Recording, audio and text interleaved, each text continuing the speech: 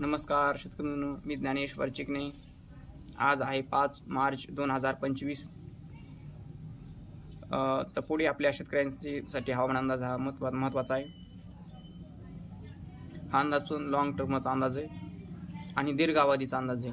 तर यामध्ये आपण पुढील जून, जुलै, ऑगस्ट, सप्टेंबर आणि या कालावधीमध्ये म्हणजे मान्सूनचा पाऊसमान कसा राहील आपण या अंदाजामध्ये सांगणार आहोत। आणि थोडक्यात जर सांगायचं म्हटलं तर तुम्हाला या अगोदरच तुम्हाला मी एक मान्सूनचा अंदाज दिलेला आहे, 2025 मान्सूनचा अंदाज। तो 25 डिसेंबरला पण दिलेला आहे। आणि त्याच्या अगोदर आपण 2024 मध्ये सुद्धा हा अंदाज दिलेला होता। त्यामध्ये 24 मध्ये जवळपास एक वर्षापूर्वी सुद्धा आपण अंदाज दिलेला होता की या वर्षीचा मान्सून कसा राहील। 2024 मध्ये एका वर्षापूर्वी अंदाज दिला होता की 2025 चा मान्सून कसा राहील। व त्यावर्षी सुद्धा आपण सांगितले होते की मान्सून हा 2024 पेक्षा 2025 चा मान्सून हा चांगला राहणार आहे। त्यामध्ये अंदाजामध्ये आपण सांगितलेले होते।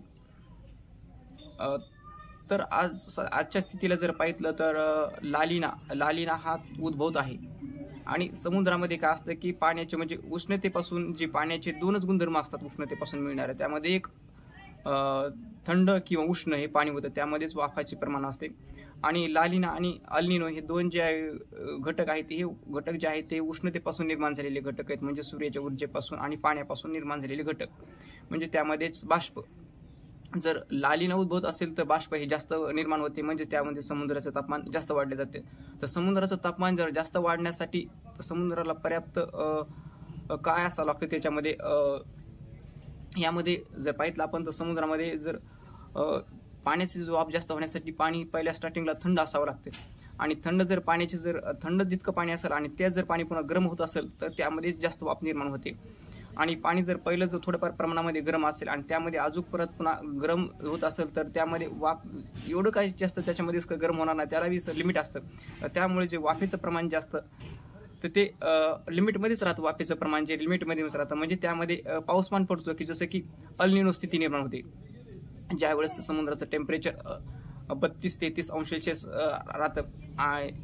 त्यामध्ये जून, जुलै, ऑगस्टमध्ये, सप्टेंबरमध्ये या स्थितीमध्ये 30 ते 32च्या दरम्यान असतं।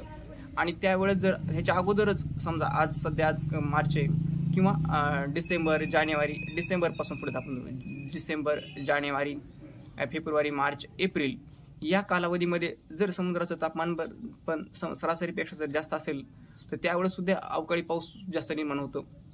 आणि अवकाळी पाऊस जर सतत निर्माण झाला तर त्यामध्ये पुढील जर जूनपासून पुढे त्याला मोठी प्रमाणामध्ये वाफ निर्माण होत नाही, कारण त्यामध्ये सुद्धा अगोदरच त्याची वाफ पाण्याची झालेली असते आणि ती वाफ जी आहे ती सतत सुरू असते। त्यामुळे काय होतं की ती समुद्र जो असतो म्हणजे कोणताही समुद्र असो, त्यामध्ये पॅसिफिक महासागर असो किंवा मोठा म्हणजे त्याला आपण प्रशांत महासागर म्हणू, किंवा आपला बंगालचा उपसागर किंवा अरबी समुद्र हा, पण यावेळेस लालिना स्थिती निर्माण होणार आहे। कारण आता जर पाहिलं तर समुद्र जे आहे ते म्हणजे एकूण जर पाहिलं आपण जे राहत आहोत ते दक्षिण गोलार्धामध्ये आपण आहोत। आणि उत्तर गोलार्धामध्ये जे देश येतात त्यामध्ये ऑस्ट्रेलिया, आफ्रिका आणि अमेरिका, थोडाफार अमेरिकेचा सुद्धा काही भाग हा दक्षिण गोलार्धामध्ये येतो। आणि अमेरिका हा उत्तर गोलार्धामध्ये, अमेरिका जे देश आहे ते दक्षिण आणि उत्तर गोलार्धामध्ये सुद्धा येते। ती अमेरिका जी आहे ते फक्त दक्षिण उत्तरच लांबणीची जास्त आहे। आणि आपला देश आहे तर दक्षिण गोलार्धामध्ये, हे सर्वांनाच माहीत आहे। तर दक्षिण गोलार्धामध्ये जर इथे ते वारे जे असतात की पृथ्वीचं रोटेशन जे आहे ते पूर्वेकडून आपल्या पश्चिमेकडून पूर्वेकडे फिरत असते आणि हवा जी आहे ती पूर्वेकडून पश्चिमेकडे येते। त्यामुळे तर त्यावेळेस प्रशांत महासागर हा सगळ्यात मोठा प्रशांत महासागर आहे। आणि जितकं प्रशांत महासागर मोठा असल्यामुळे काय होते मित्रांनो, त्यामध्येच जास्त प्रमाणामध्ये वाफ दिसून येते आपल्याला। छोट्या छोट्या समुद्रामध्ये सुद्धा वाफ निर्माण होत असते, की जसं की बंगालची खाडी असेल त्यामध्ये सुद्धा वाफ निर्माण होते, तसेच अरबी समुद्र असेल त्यामध्ये सुद्धा वाफ निर्माण होते।